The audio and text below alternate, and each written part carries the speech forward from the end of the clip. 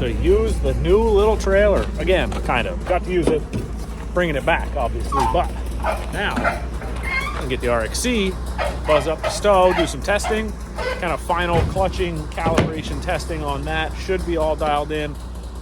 Yeah, take that, give it a run. And then the 1200, I just finished all the preseason stuff and going through that thing top to bottom.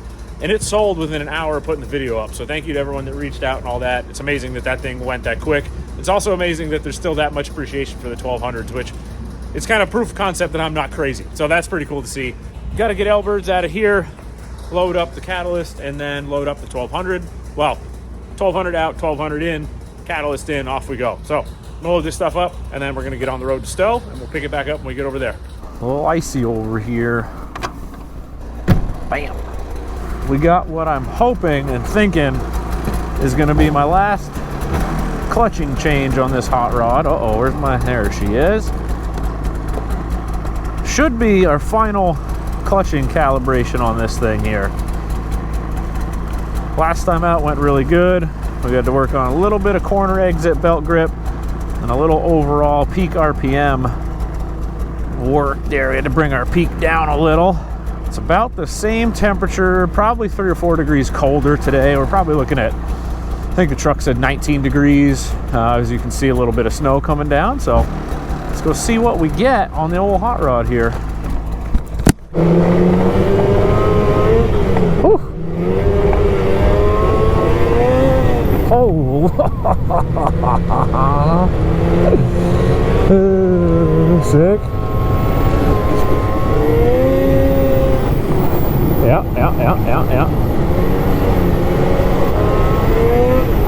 Whoa. Yeah, that little bit of weight change, boy, that's nasty. Pop the scratchers down and we'll keep on going. Shout out to Eric over at One Rig for getting us set up with these bad boys right there. Bam, off and running.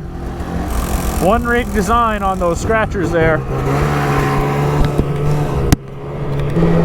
We're supposed to get back home at the shop 2 to 4 inches. Here we'll probably get close to a foot tonight into tomorrow. Oh my God, hell yeah, let's go. Yup.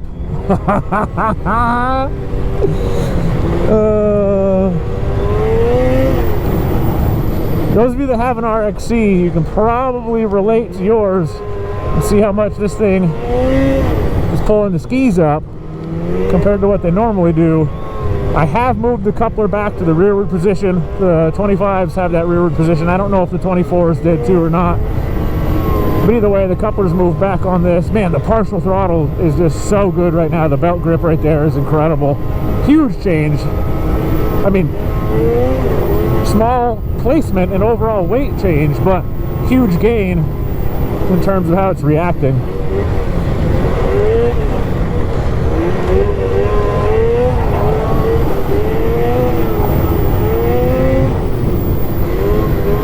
So up here in a little bit, there's a pull off I'm going to swing into and change a camera setting and see if that gains quality in our image. Whew. Or not. So I'm going to change that and then keep on going. How this goes footage wise. So we're testing a bunch of stuff, right? Our clutching and this little footage change here. Hoping to pick up a little more terrain definition with this, but again, I don't know if it's going to work or not.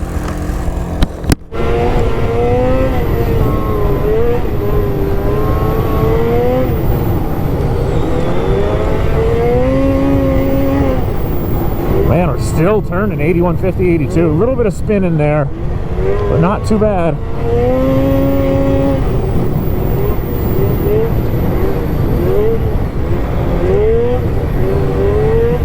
Not much snow drag at all, so I gotta keep that in mind too before I think about making any changes. This is normally where you can let her eat a little bit, but it's kind of rough and chopped up from no base, so yeah, it's not a smart move.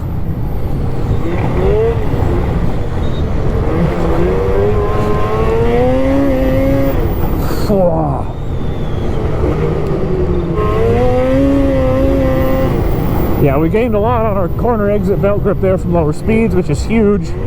I could still pile a little bit more to the tip in this bad boy, which is nuts.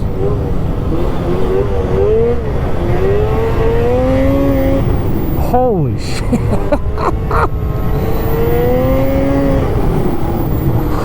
Damn. This thing is running.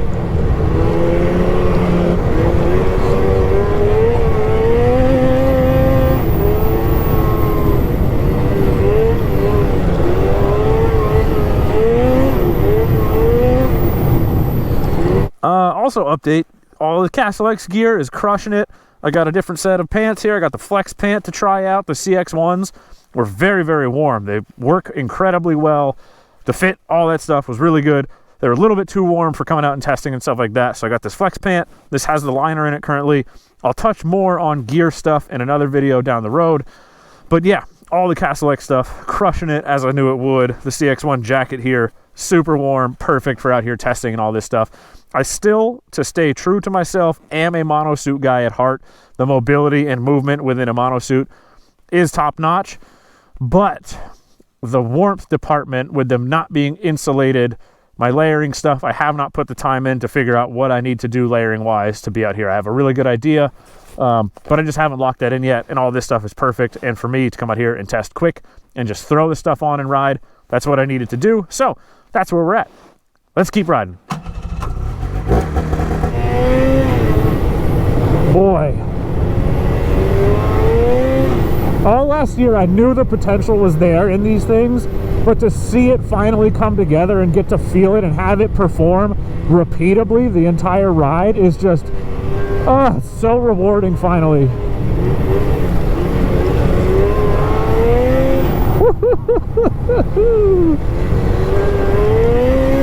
Oh my God, holy shit. We almost got in trouble a little bit there. Oh, that was crazy. The way the little just, oh boy. Woo, woo, woo, woo.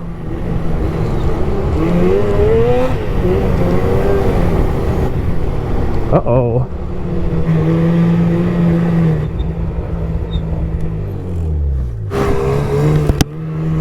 All right. So a rental person, rider, went down into the little gully there. They broke the kill switch, smooth off. So they can't get the old rig running. I didn't even go look to see if the wires could be cut and twisted together or what the deal was there, but they've got a whole system for getting them out and all that stuff. They'll go back later and grab it, they said, so not to worry.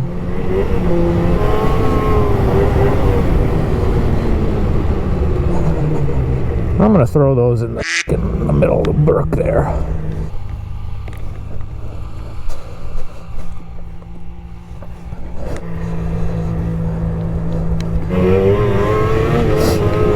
Special little mention to Eric at One Rig. Those scratchers were huge. I didn't even notice on the way back, but it wasn't warm. I don't even remember what it was. I'm not even gonna pretend. Didn't look because it wasn't even alarming. Up in the snow, we were right back down 100, 105. So good job, buddy. And you just do that. Little retainer, little hanger thingy, all beautiful, bolt in, good to go. No drilling holes, no nothing.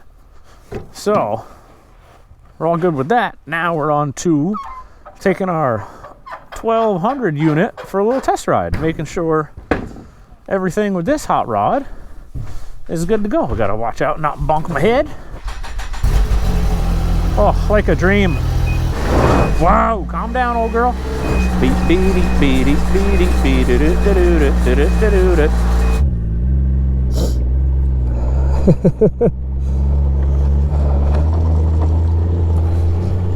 So we are just out to do a nice gentle cruise on this because she is sold.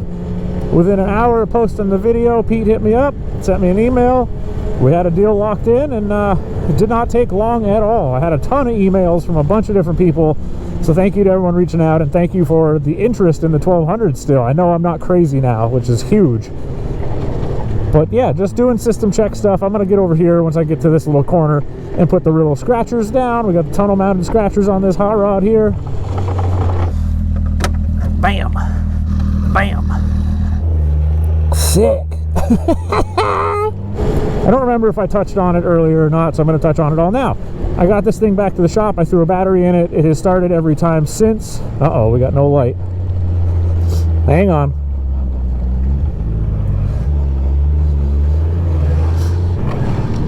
We got a battery in it. Started right up, started every time, flushed the, drained all the old fuel out, put some fresh 93 in it, little hint of butane to help even out what we couldn't siphon out. I went through everything top to bottom. We did our normal brake fluid flush with Motul RBF 600 series brake fluid. I did a Rotax, BRP engine oil change, new filter, all that stuff. Pulled the chain case apart, pulled the jack shaft out. We did the high torque secondary rollers in it.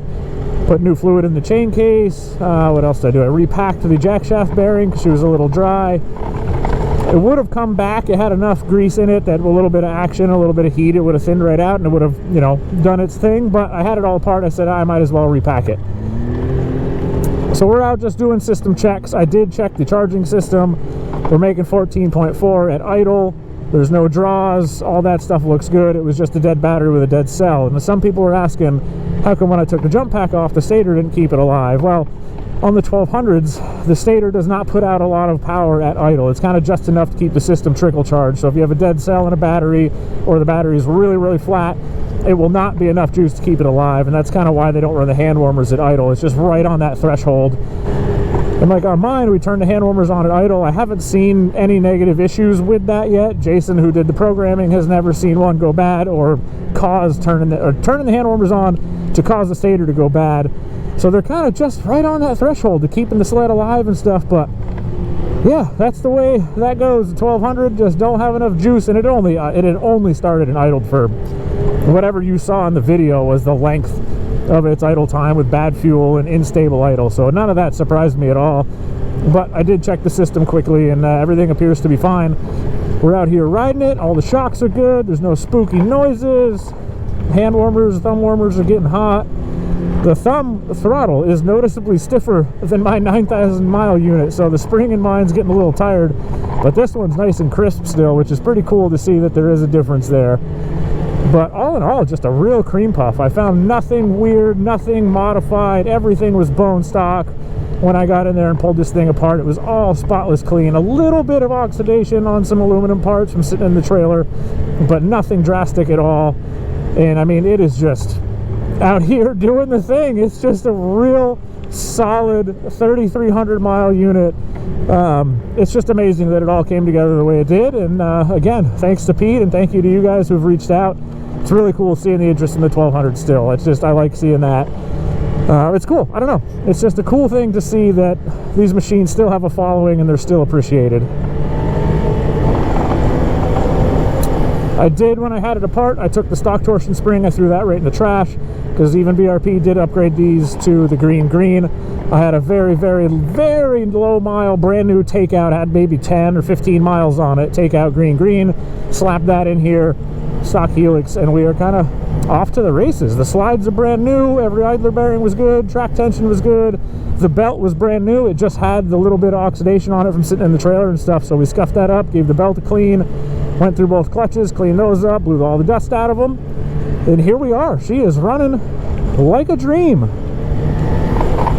Super comfy rig. The stock X seat, I forgot, man, like a new, not new, but low mileage one like this. This thing is incredibly comfortable. Those scratchers keep our temps right down, 130s, 135, 136. Just a real dream machine. Woo, baby. Sick. Oh, this thing's great, man. It's so comfy. Oh, incredible. This isn't good. Pete knew it was going to happen. He goes, yeah, it's fine. Take it for a little ride, but just don't change your mind and want to keep it. It's not good, brother. It's like I'm kind of regretting it, man. I'm sitting here going, boy, what a rig. I want to end up in the ditch.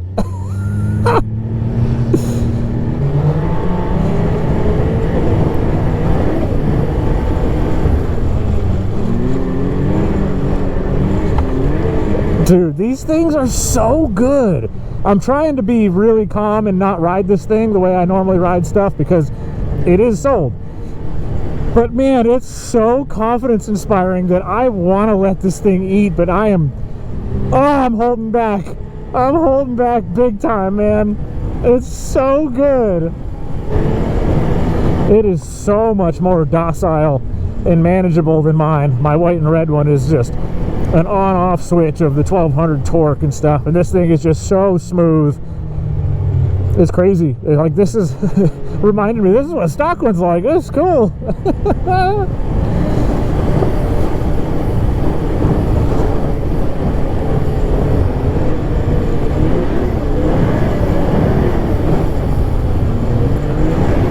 Yeah, Pete, you've got quite the rig coming your way, brother.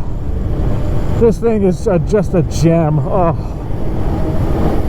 it's not good. If I had ridden this before we made this deal, brother, I probably would be keeping it. This is not good, even with the TS skis. Ah, no. The only thing I think I can recommend to you is some LED headlight bulbs. I don't think this thing really needs anything other than some lighting upgrades, and you're going to be good to go. But that's up to you. No idea how much you plan on riding at night.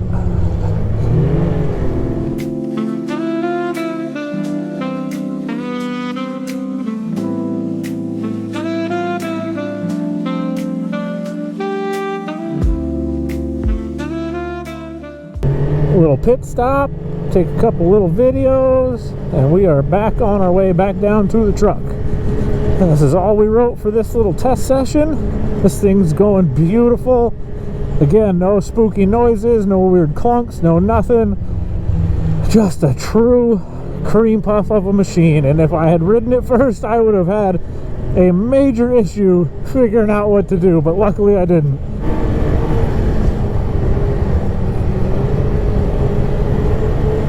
There's something about the, like, mine is well maintained, it's in really good shape, but there's just something about the lower mileage one, just the chassis and everything is just tighter. It just, I don't know how to explain it.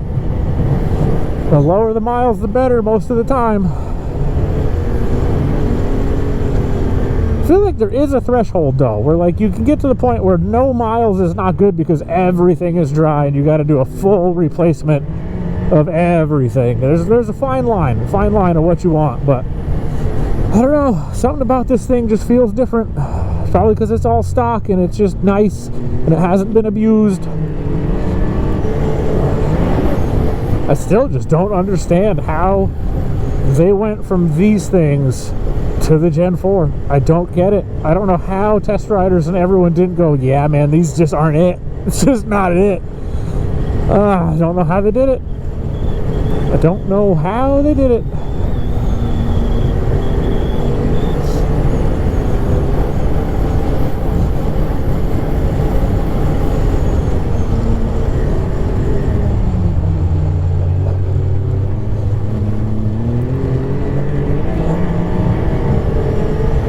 That's pretty much going to wrap this one up.